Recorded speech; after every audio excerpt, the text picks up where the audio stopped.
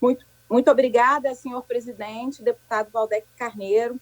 Muito importante dizer que a gente fecha a semana de trabalho legislativo com dramas concretos e colapso na saúde pública, no sistema funerário, o que traz para a gente uma responsabilidade enorme.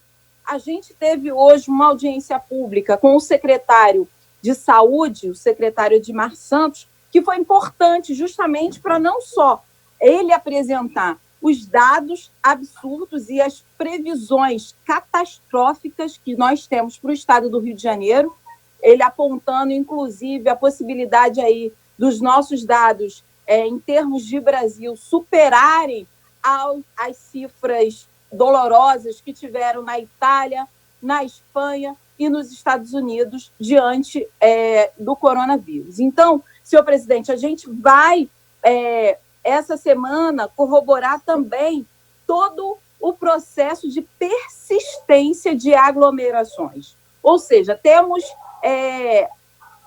previsões extremamente dramáticas na saúde pública, no quanto que esse coronavírus vai matar concretamente a possibilidade também de respiro do próprio sistema de saúde pública e o quanto que a gente precisa apelar, sim, para um debate concreto e responsável sobre o lockdown.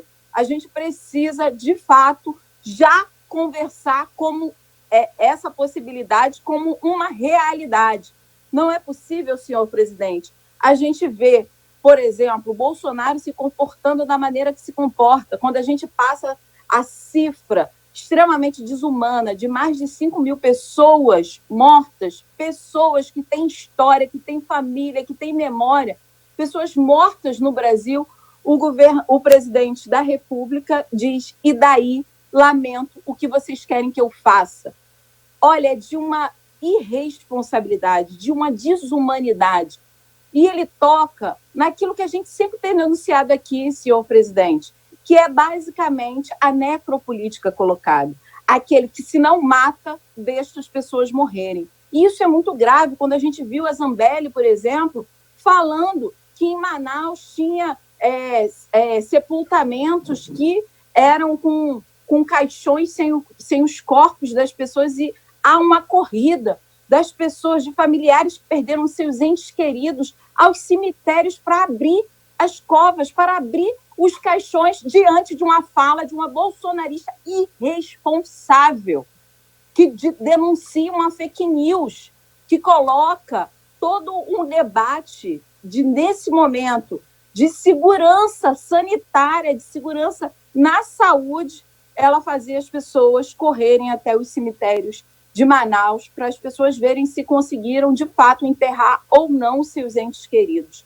Isso é tão gritante, é tão aviltante, me faltam, de fato, adjetivos para caracterizar o tamanho da desumanidade desse processo que, inclusive, os bolsonaristas estão querendo que não corra, que é exatamente a CPI da fake news, essa que tem demonstrado que o gabinete do ódio do filho do presidente tem construído uma narrativa não só irresponsável, mas uma narrativa de morte. Considera concretamente a pandemia como uma gripezinha, como se fosse algo que não devesse ter a atenção de um presidente eleito. Claro que ele não tem muito apreço à democracia, afinal de contas, os bolsonaristas, muitos do Rio de Janeiro, inclusive, conseguiram organizar aí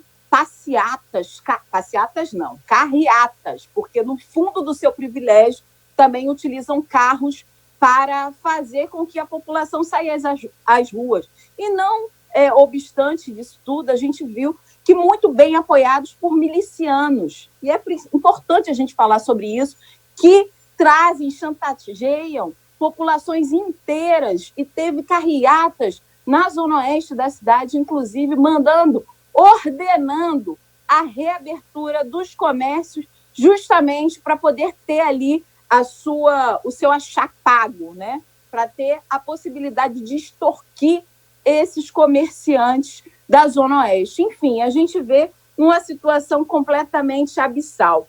E aí, voltando à reunião que tivemos com o secretário de Saúde, o senhor Edmar Santos, quando eu coloquei para ele as diversas discussões que a gente precisava trazer, inclusive no que tange a integração entre as secretarias todas do Estado, justamente com a de saúde, para que as ações não sejam umas ações ou outras intercaladas e podendo, muitas vezes, senhor presidente, neutralizar a ação da própria Secretaria de Saúde Pública.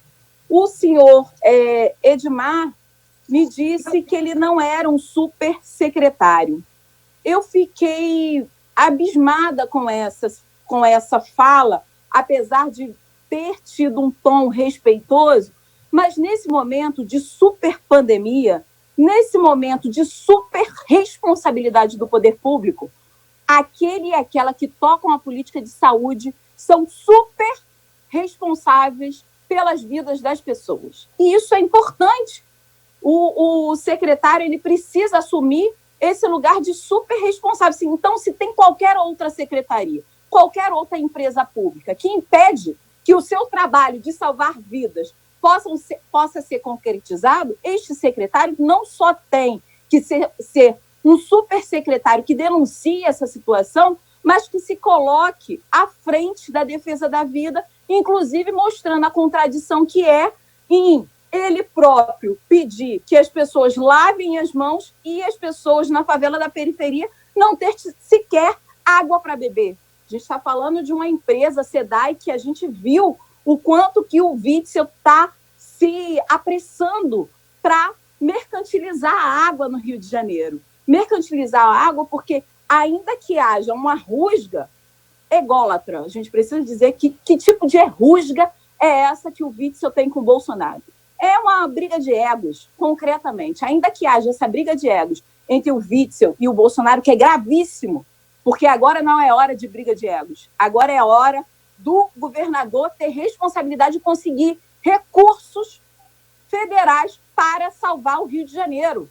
Não dá para ficar disputando ego o cara que esteve no mesmo palco que o Bolsonaro. Então, assim, a gente precisa falar sobre isso. Afinal de contas, quando a gente vê, por exemplo, que a prioridade é apressar o processo bolsonarista de privatização do serviço público, inclusive, a gente precisa dizer que nessa cota, tantas universidades, e a gente não tem qualquer erro na minha fala, está provado pelo aquilo que o Witzel tem feito, do pacote que o Witzel mandou para essa casa, da tentativa dele de privatizar órgãos fundamentais como a FAPERJ, como as universidades públicas, enfim, está tudo ali. Ele jogou no tabuleiro a possibilidade de privatização de bens essenciais do Estado do Rio de Janeiro. Então, senhor presidente, por favor, concluindo, só para trazer aqui para você que não ser um super secretário não tira a responsabilidade do senhor Edmar de denunciar, por exemplo, o fato do Estado estar presente na favela e na periferia com o seu braço armado, mas não está presente, por exemplo, dando acesso à água, não está presente, por exemplo, dando condições das UPAs que existem hoje nas favelas e nas periferias possam ali fazer um atendimento adequado à população. Então, não me venha dizer que a prioridade é salvar vidas, porque as outras secretarias precisam estar engajadas com a Secretaria de Saúde para que o salvamento de vidas seja algo real e concreto,